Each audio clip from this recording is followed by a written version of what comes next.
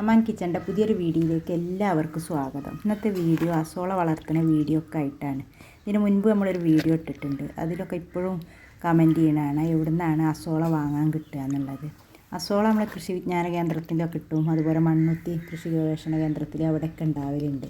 പക്ഷേ ഇപ്പോൾ 1-2 പ്രാവശ്യമൊക്കെ അവിടെയൊക്കെ പോയി ചോദിച്ചപ്പോഴൊന്നും അവിടെ ഇല്ല. അതിനോട് പലരും ചോദിക്കുന്നതുകൊണ്ട് ഞാൻ അവിടെയൊക്കെ പോകുമ്പോൾ ചോദിക്കണതാണ്. പട്ടാമ്പി ക്ലാസ്സിന് പോയപ്പോൾ അവിടെ ചോദിച്ചപ്പോൾ അവിടെ ഇല്ല. അതുപോലെ മണ്ണുത്തിയിൽ പോയപ്പോൾ അവിടെയും ചോദിച്ചപ്പോഴും അപ്പോൾ അവിടെ ഇല്ല. അപ്പോൾ അത് പലരും ചോദിക്കുന്നതുകൊണ്ട് അവർക്കൊക്കെ അവിടുന്ന് വാങ്ങാൻ പറയാൻ വേണ്ടിയിട്ടൊക്കെ ചോദിച്ചറിയുന്നതാണ്. പിന്നെ അതുപോലെ പല നഴ്സറികളിലും കിട്ടും. നഴ്സറിയിലൊക്കെ പോകുമ്പോൾ ചോദിച്ച് നോക്കിയാൽ അവിടുന്ന് നമുക്കത് വാങ്ങാനൊക്കെ കിട്ടും. ഇപ്പോൾ നമ്മൾ പട്ടാമ്പി പെരിന്തൽമണ്ണ റൂട്ടിലൊക്കെ ഉള്ള അതിൻ്റെ ഇടയിൽ വരുന്ന സ്ഥലമാണ് കൊപ്പം എന്നറിയുക. അവിടെയുള്ള നഴ്സറിയിൽ പിന്നെ അവിടെ ഇപ്പോൾ അസോളപ്പം ഉണ്ട്. ഇപ്പം നമുക്ക് ആ വഴിക്കൊക്കെ പോകണവർക്കാണെങ്കിൽ അവിടെ നിന്ന് ഇറങ്ങിങ്ങാണ്ട് കൊപ്പത്തുള്ളൊരു നഴ്സറിയിൽ കിട്ടും. അപ്പോൾ അവിടെ ചോദിച്ചറിഞ്ഞാൽ മതി.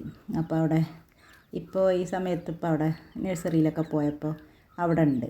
അപ്പോൾ അത് നമുക്കൊരു പിടിയൊക്കെ വാങ്ങുമ്പോൾ 50 രൂപയൊക്കെയാണ് വരികയും ചെയ്യുള്ളൂ.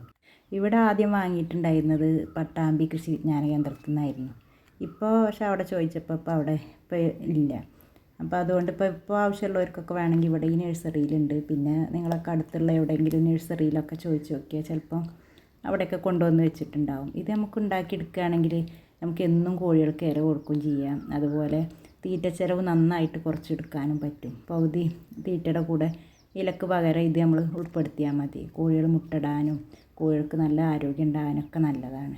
അപ്പോൾ ഇത് വളർത്തിയെടുക്കാനിപ്പോൾ വലിയ പണിയൊന്നുമില്ല. നമുക്ക് കുറച്ച് പാത്രങ്ങൾ വേണം. അതല്ലെങ്കിൽ എന്തെങ്കിലും ഒരു ടാങ്ക് പോലെ കെട്ടിയിട്ട് ഷീറ്റൊക്കെ വിരിച്ചിട്ട് ആ രീതിയിൽ കുറച്ചധികമൊക്കെ വേണമെങ്കിൽ ആ രീതിയിൽ അങ്ങനെ വെള്ളം നിറച്ച് ആ രീതിയിൽ അങ്ങനെ ഉണ്ടാക്കിയെടുക്കുക. അതിൻ്റെ ഒരു വീഡിയോ നമ്മൾ ഇതിന് മുൻപ് ഇട്ടിട്ടുണ്ട്. അപ്പോൾ അതൊന്ന് കണ്ടാൽ മതി. അപ്പോൾ അങ്ങനെ എടുക്കാം. അതല്ല കുറച്ച് കോഴികളൊക്കെ ഉള്ളൂവെങ്കിൽ കുറച്ച് ആ രീതിയിൽ നമ്മൾ കുറച്ച് എന്തെങ്കിലുമൊക്കെ വട്ടത്തിലുള്ള കുറച്ച് പാത്രങ്ങൾ വാങ്ങിയാൽ മതി.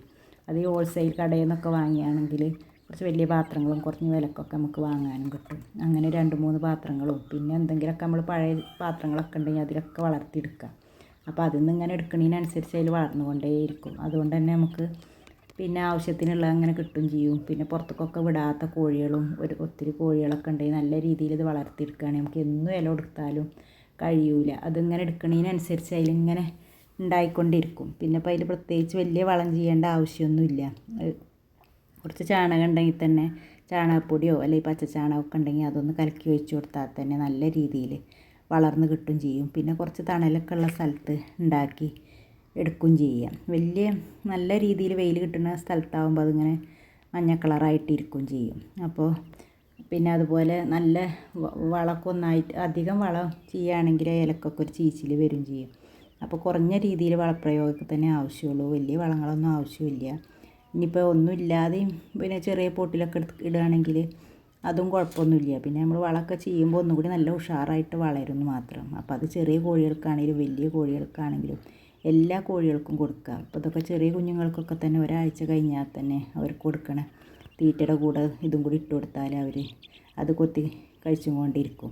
പിന്നെ നമ്മൾ തീറ്റയൊക്കെ കൊടുക്കൽ കഴിഞ്ഞിട്ട് നമ്മൾ എവിടേക്കെങ്കിലുമൊക്കെ പോവുകയാണെങ്കിൽ കുറച്ചുകൊണ്ട് അവരെ തീറ്റ പാത്രത്തിലൊക്കെ വാരിട്ട് കൊടുത്താൽ പിന്നെ അവർ കൊത്തി കഴിക്കാനും അവർക്ക് സുഖമാണ്. ചെറിയ രീതിയിലുള്ള ഒരു ഇല പോലത്തെ ചെറിയൊരു പായലല്ലേ, അപ്പോൾ അവർക്ക് കൊത്തി കഴിക്കാനും സുഖമാണ്. ഇപ്പോൾ ഒരാഴ്ച കഴിഞ്ഞാൽ തന്നെ നമുക്ക് കോഴിക്കുഞ്ഞുങ്ങൾക്കൊക്കെ കൊടുത്ത് തുടങ്ങുകയും ചെയ്യാം. അപ്പോൾ അത് ഉണ്ടാക്കാത്തവരൊക്കെ തീർച്ചയായിട്ടും കോഴി വളർത്തുന്നവരൊക്കെ ഒന്ന് ഉണ്ടാക്കി നോക്കിയാൽ മതി. അപ്പോൾ അത് നല്ല രീതിയിൽ വളർന്ന് കിട്ടുകയും ചെയ്യും. നമുക്ക് ഉണ്ടാകുന്നതിനനുസരിച്ചിട്ട് തന്നെ കൂടുതൽ ഉണ്ടായി കിട്ടുകയും ചെയ്യും. അത് നല്ല മുഴുവെടുത്ത് തീർക്കരുത്.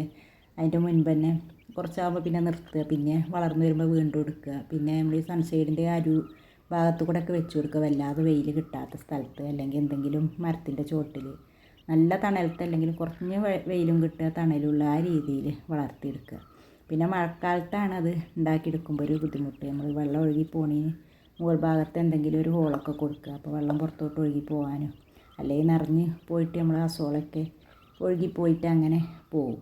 പിന്നെ ഇപ്പോൾ അസോളയിൽ വെള്ളമൊക്കെ കെട്ടി നിൽക്കുമ്പോൾ കൊതുകൊക്കെ വരാതിരിക്കാൻ ഒരു ഗപ്പിയൊക്കെ മീനൊക്കെ കൊടുന്നങ്ങാണ്ട് ഒന്ന് ഇട്ട് കൊടുക്കുക. അപ്പോൾ പിന്നെ ആ ശല്യമൊന്നും ഉണ്ടാവില്ല. അപ്പോൾ അതിലെ മീൻ അങ്ങനെ വളർന്നും ചെയ്യും. നമുക്ക് അസോളേൻ്റെ മുകളിൽ ഇങ്ങനെ എടുക്കുകയും ചെയ്യും. ആ രീതിയിലൊക്കെ ചെയ്യുക. ഇതൊക്കെ ഇപ്പോൾ ഒരാഴ്ച ആയിട്ടുള്ള കുഞ്ഞുങ്ങളാണ്. ഒരാഴ്ച ആയപ്പോൾ തന്നെ ഇവർക്കൊക്കെ കൊടുക്കൽ തുടങ്ങിയിട്ടുണ്ട്. ഇവരൊക്കെ നല്ല രീതിയിൽ തന്നെ കഴിക്കുകയും ചെയ്യും. പിന്നെ നമുക്ക് വേനൽക്കാലത്തൊക്കെ വെയിലുള്ള സമയത്തൊക്കെ ഇലയൊക്കെ കിട്ടാനും കുറവല്ലായിരിക്കാം. പിന്നെ അധികം സ്ഥലമില്ല, ഇലകളൊന്നും വല്ലാതെ വെച്ചുപിടിപ്പിക്കാനും സ്ഥലമില്ലാത്തവർക്കൊക്കെ നല്ലത് അസോള ഉണ്ടാക്കിയെടുക്കണതാണ്. അപ്പോൾ പിന്നെ അത് പിന്നെ വെയിലാണെങ്കിലൊന്നും പ്രശ്നമില്ല, നമുക്ക് നല്ല രീതിയിൽ എപ്പോഴും ഉണ്ടായി കിട്ടും ചെയ്യുമല്ലോ. വെള്ളം ഉണ്ടാവണമെന്ന് മാത്രം തന്നെ ഉള്ളൂ. അപ്പോൾ ഉണ്ടാക്കിയെടുക്കണ ഇതുപോലെ കുറച്ച് ചാണകവും കുറച്ച് മണ്ണും ആവശ്യമുള്ളൂ. അത് നമ്മൾ എത്ര പോകുന്ന പാത്രം എടുക്കണം അതിനനുസരിച്ചിട്ടുള്ള രീതിയിൽ വളം എടുത്താൽ മതി. ഇതിലിപ്പോൾ പച്ച ചാണകവും കുറച്ച് മണ്ണുമാണ്. ഇത് അത്യാവശ്യം നല്ല വലിപ്പമുള്ള പാത്രം തന്നെയാണ്. അപ്പോൾ ചെറിയ പാത്രമാണെങ്കിൽ അതിനനുസരിച്ചിട്ടുള്ള വളം എടുത്താൽ മതി. അധികം വളം ചേർത്താൽ ഇല ഇങ്ങനെ ചീഞ്ഞ പോലെ ചീച്ചിൽ വരും ചെയ്യും. എന്നിട്ട് നന്നായിട്ട് ഇളക്കിയിട്ട് അതിൽ വെള്ളം നിറച്ച് കൊടുക്കുക. അത്രേ പണി തന്നെ ഉള്ളൂ. അല്ല അതതിൽ അത്ര. പിന്നെ ഇപ്പോൾ പച്ച ചാണകമൊന്നും ഇല്ലെങ്കിൽ ഉണങ്ങിയ ചാണകപ്പൊടി ഇട്ടാലും മതി. അതല്ലെങ്കിൽ എന്തെങ്കിലും ഇനിയിപ്പോൾ അതും കയ്യിലില്ലെങ്കിൽ നമ്മൾ എന്തെങ്കിലും വാങ്ങിയിട്ടുള്ള മിക്സർ വളക്കുകയാണെങ്കിൽ അതൊന്നും ഒരു പിടി ഇട്ട് കൊടുത്താലും മതി. അപ്പോൾ ഈ രീതിയിൽ ഇങ്ങനെ വളർന്നുകൊണ്ട് ഇരിക്കും. ഇത് ഇപ്പോൾ നന്നായിട്ടൊന്നും ഇങ്ങോട്ട് ചേർത്ത് കൊടുക്കുക വെള്ളത്തിൽ നമ്മളിട്ട മണ്ണും വളമൊക്കെ. അത് നന്നായിട്ടൊന്ന് ഇളക്കി യോജിപ്പിച്ചതിന് ശേഷം വെള്ളമൊക്കെ ഒന്ന് കുറച്ച് നേരം വെച്ചിട്ട് ഒന്ന് തെളിഞ്ഞതിന് ശേഷം അസോള ഇട്ട് കൊടുക്കുക. അപ്പോഴെ തന്നെ ഇട്ട് കൊടുത്താലും കുഴപ്പമൊന്നുമില്ല. അപ്പോൾ അങ്ങനെ ഇടുമ്പോൾ നമ്മളത് മേലെ ഇങ്ങനെ നിൽക്കുമ്പോൾ ചാണകമൊക്കെ ഒന്ന് അടിയിൽ പോയി ഒക്കെ നല്ല രീതിയിലായി കിട്ടും ചെയ്യും. അപ്പോൾ അത് ഇതുപോലെ പെട്ടെന്ന് തന്നെ വളർന്ന് കിട്ടും. ഇതിൽ നിന്നൊരു ചെറിയൊരു ലേശം ഇട്ട് കൊടുത്താൽ മതി. അപ്പോൾ നമുക്ക് എവിടെ നിന്നെങ്കിലും കിട്ടുകയാണെങ്കിൽ ഒന്ന് മതി. ഇത് അതാണ് ഇട്ട് കൊടുത്താൽ തന്നെ നന്നായിട്ട് വളർന്ന് വരും.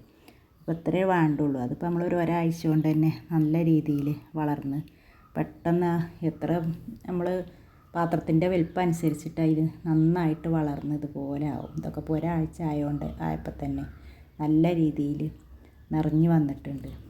അപ്പോൾ ഇതുപോലെ ഒന്ന് ഉണ്ടാക്കിയെടുത്താൽ മതി. ഇങ്ങനെയൊക്കെ കിട്ടുകയാണെങ്കിൽ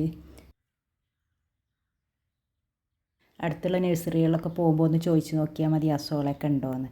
വലിയ പൈസയൊന്നും കൊടുക്കും വേണ്ട, കുറഞ്ഞ പൈസക്ക് നമുക്ക് വാങ്ങാൻ കിട്ടും ചെയ്യും. നല്ല രീതിയിൽ വളർത്തിയെടുക്കുകയാണെങ്കിൽ കോഴികൾ മുട്ടയിടാനും അതുപോലെ നല്ല ആരോഗ്യത്തോടെ വളരാനും അതുപോലെ തീറ്റച്ചെലവ് കുറക്കാനൊക്കെ നല്ലതാണ്.